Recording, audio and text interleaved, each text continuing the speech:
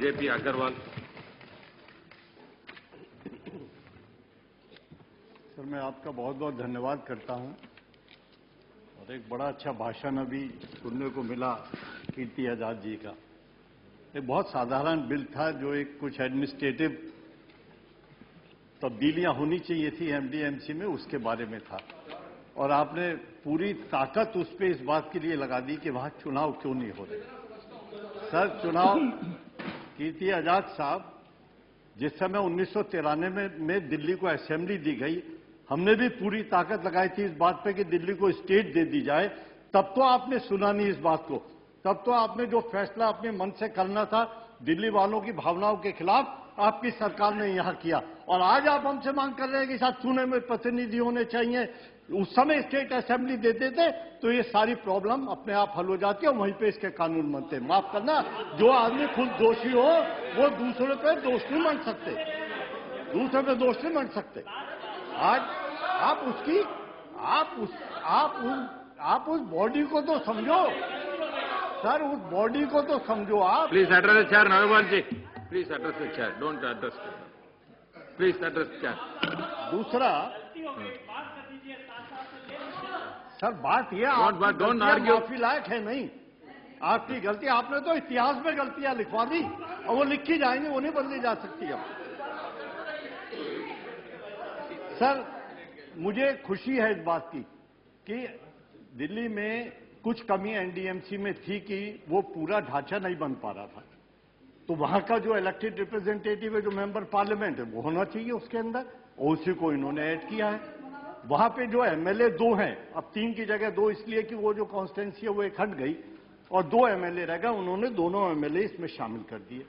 एक उन्होंने जो और 4 आदमी, 2 की जगह 4 आदमी उन्होंने स्पेशल इन्वाइटी करे हैं, जिसमें आपको ये कहना चाहिए था कि जो 13 आदमी हैं उनमें से 7 आदमी सिर्फ इलेक्टेड हैं, 6 ऑफिसर हैं। बल्कि इस बॉडी को इससे बढ़ाकर 21 आदमियों की बॉडी कर देनी चाहिए, ताकि जो और सिटीजन्स को जो लिया जा सकता है उनकी गिनती और ज्यादा हो जाए, ऑफिसर्स के बराबर ना हो। अगर वहां चीफ मिनिस्टर गई है तो चीफ मिनिस्टर ही चेयर करेगी। माफ करना, चीफ मिनिस्टर, मैं एनडीएमसी का जो सेक्रेटरी है उसके नीचे तो चीफ मिनिस्टर नहीं बैठने की। अगर हमारा मंत्री वहां जाएगा, भारत सरकार का मंत्री है, तो माफ करना, क्या वो उस एडमिनिस्ट्रेटर के नीचे बैठेगा, उसके फैसले मानेगा, उसकी डायरेक्शन मानेगा? सर माफ करना, कीर्ति आजाद साहब जरा सुन लो मेरी बात। यहां पे भी जो पैनल ऑफ स्पीकर्स होता है उसमें बहुत सारे लोग लिए जाते हैं। वही बात उन्होंने उसके अंदर रखी है कि अगर ये होगा, अगर चीफ मिनिस्टर है तो चेयर चीफ मिनिस्टर करेगी, अगर मंत्री है तो मंत्री करेगा, या जो हमारे इलेक्टेड रिप्रेजेंटेटिव है वहां विधायक है वो करेंगे। इसमें क्या बात हुई? इसमें भी आपको एतराज है?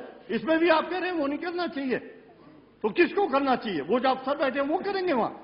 तो माफ करना, जब आप बोलते हो थोड़ा सोच लिया करो, नहीं हमसे पूछ लिया करो, हम बता देंगे आपको इसमें क्या बात है। लेकिन मैं ये चाहता हूं सर, मैं आपसे दरखास्त करूंगा, मैं सिर्फ कोई बहुत सर बात ही, हम दिल्ली वाले हैं, हम आपकी हम तो सिर्फ हाथ जोड़ के प्रार्थना कर रहे हैं। एक हमारी बहुत बड़ी मांग आपसे है कि दिल्ली को स्टेट का दर्जा दे दो, ताकि बार बार यहां नहीं आना पड़ेगा हमें। ये फैसले हम खुद वहीं असेंबली में कर लेंगे और दिल्ली वालों के लिए बहुत सारे फैसले दिल्ली सरकार ने करे हैं।